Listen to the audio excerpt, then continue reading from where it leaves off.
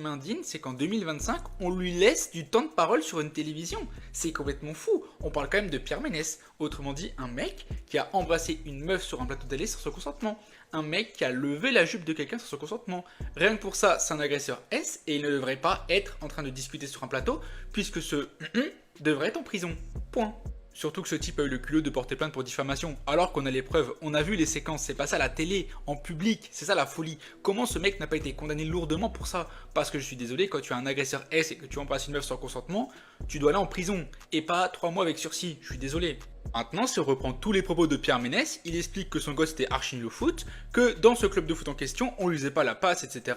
Les gens n'avaient pas se laver avec lui, etc. Enfin, il était un peu rejeté. Alors, je dis pas que c'est bien, hein, qu'on soit bien d'accord, mais ce genre de harcèlement-là, c'est pas nouveau. C'est pas parce que les autres c'était des arabes et des noirs. Le football, c'est un monde où t'es bon. Et je vais vous dire un truc, hein, dans une équipe de foot, c'est pareil, hein, dans n'importe quelle équipe. Hein. Si t'es éclaté au sol, les gens vont pas te calculer. Je parle en connaissance de cause. Au début, j'étais nul au foot. La vérité que les gens me calculaient pas. Ça me faisait très peu de passes quand j'avais du temps de jeu. Il faut prouver. Mais quand tu viens dans une équipe et t'es fort, que tu sois blanc, jaune, vert, rouge ou pastille, les gens déjà vont vouloir sympathiser avec toi parce que t'es fort ou t'es fort. Ils vont vouloir te faire la passe, ils vont vouloir te mettre dans des bonnes conditions. C'est qu'une question d'image et de rapport de force. Si t'es très fort dans un sport collectif, les gens vont t'intégrer très rapidement. Là, on sent que son fils était... J'aime pas parler de toute façon. On te fait la passe, t'es pas bon, on te fait pas la passe. Je dis pas que c'est forcément bien, mais même il y a 100 ans, quand il n'y avait pas d'arabes en France ou très peu, etc., et qu'il y avait que des Français, comme vous aimez bien dire, hein, je reprends les propos de certains, bah il y avait ces problèmes de harcèlement là aussi. C'est pas nouveau. Rien de nouveau, circuler. Pierre Ménès, tu fais mal. Là, je viens de tomber sur ces déclarations. J'aurais bien les mettre, mais avec les TikTok, maintenant, nouveau règlement, je comprends rien. Enfin bref.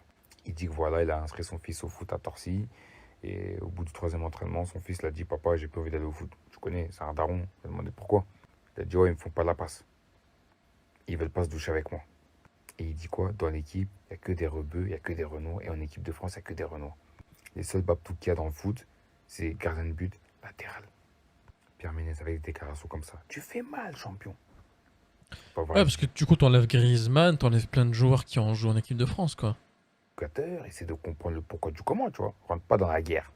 Rentre pas dans la confrontation. Voilà, tu dis voilà, j'ai une plainte de mon fils, j'aimerais bien comprendre le pourquoi du comment. Parce que les petits entre eux, ils sont méchants. Quand le petit il est pas bon, ils vont te le faire ressentir. Ça veut dire en gros, papa est éducateur, parle à ton fils et c'est deux, tu vois. Les petits, ils sont inconscients, ils sont